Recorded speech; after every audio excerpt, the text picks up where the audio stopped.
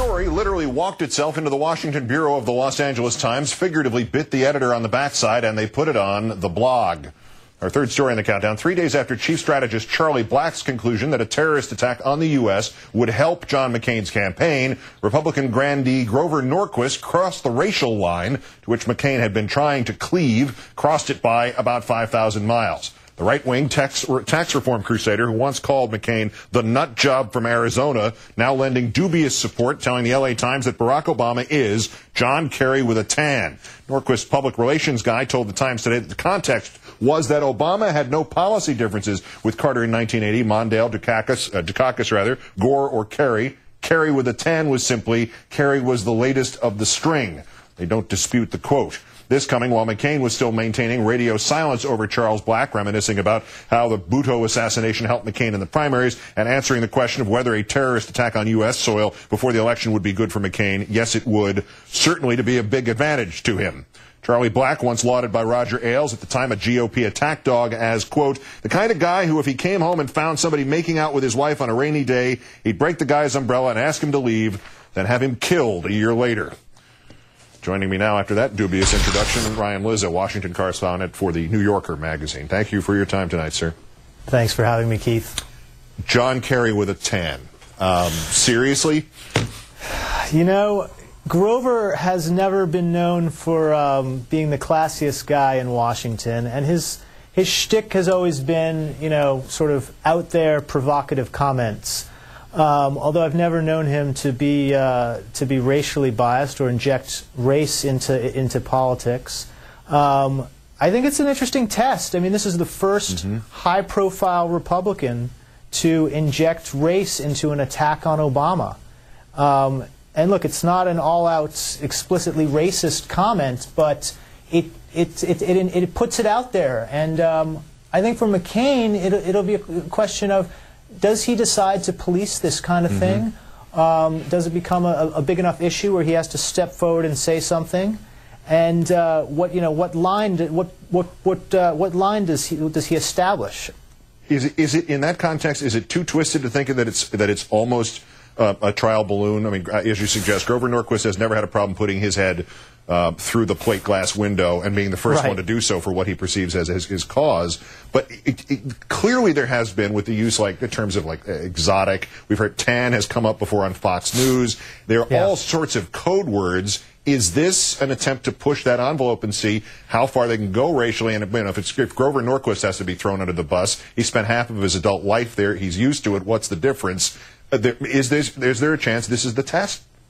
Well, there's a fine line, and you know, you can't be obviously explicitly racist in American politics anymore. Everyone knows that, and so to play the race card, you have to sort of, you know, constantly find new ways to do it. So I tend to doubt that this was a trial balloon, although, you know, Grover is a seasoned politico and certainly chooses his words very carefully. On the other hand, Keith, remember there was a warning to Republicans that Karl Rove delivered early in this political cycle. He said one of the most careful things, what Republicans need to watch out for is what he euphemistically called message discipline if they're going to run against Barack Obama. In other words, we can't, as Republicans, be caught saying anything that can be interpreted as racially biased, because it will backfire against Republicans with voters who won't tolerate that. So, you know, this would seem to me to violate that cardinal rule. Yeah, swing and a miss on that one. But also during this little visit to the L.A. Times Bureau yesterday, Mr. Norquist was nice enough to talk up McCain. He is not part even ex officio with the McCain campaign, is he? I mean, what ties actually exist between Grover Norquist and John McCain? Well, it's very interesting, because until this week, you know, a lot of people would have said, well, Grover's not really a big fan of McCain, and the McCain folks aren't big fans of Grover. They have a very tortured relationship. Back in 2000, Grover was one of the conservatives that really tried to destroy John McCain.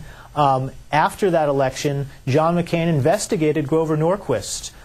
Grover was tied up in the Abramoff scandal, and McCain really kind of made his life miserable. But as McCain started to run toward the 2008 election, he and Grover started to sort of see more and more eye to eye. McCain reversed himself on tax cuts. That pleased Grover. It's his top issue. And most recently, it was reported just this week that McCain now has a staffer that attends Grover Norquist's weekly meeting. This is a sort of famous meeting in Washington where conservatives get together and talk politics.